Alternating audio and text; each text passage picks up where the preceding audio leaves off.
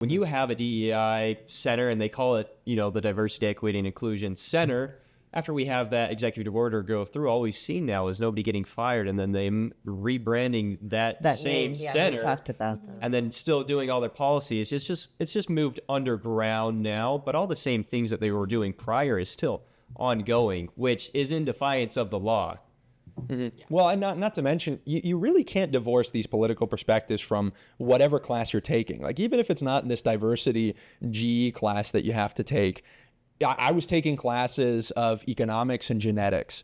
In genetics, I was told about white supremacy. We spent like an entire unit talking about how, the real battle here is white supremacy. And it's like, I really kind of just want to figure out like what the human genome is all about. Like, I'm trying to figure out these cool aspects of, our reality. I'm not trying to get a lecture about white supremacy. And then in my economics class, this professor subscribes to like modern monetary theory, totally, anti-free market. And he's like, well, this is just kind of the consensus. It's like, not really. We've just gone so far from the institutions that used to teach us, how to think and allow us to explore stuff for ourselves. And we are now at the point where, you're being told what to think. And the issue is that in the minds of a lot of people, there exists this, perfect parallel between what the institution says and what the overarching truth must be.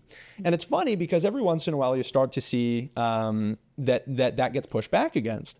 Right now, for instance, with RFK, obviously, and some of the changes that are being made in the CDC and others, there have been statements that say, hey, look, maybe the science isn't as settled as we thought about issues relating to vaccines. It's not even like a, yes, this is the fact, because we haven't said that. We haven't said there's a 100% truth. We've said, okay, maybe there's stuff where the science has yet to be settled. And as soon as that happens, as soon as the CDC issues not even a statement, but an asterisk next to some of these things that were prior, seen as absolute medical truths, a lot of people who are liberal are going to say, well, actually now what the authorities say doesn't matter at all.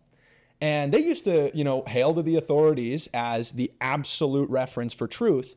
But they are now quickly realizing that there are actually some things that, differ. That it's not just, what the government says is true, but rather there are conversations to be had, and those conversations are much more important than just what your teacher is telling you.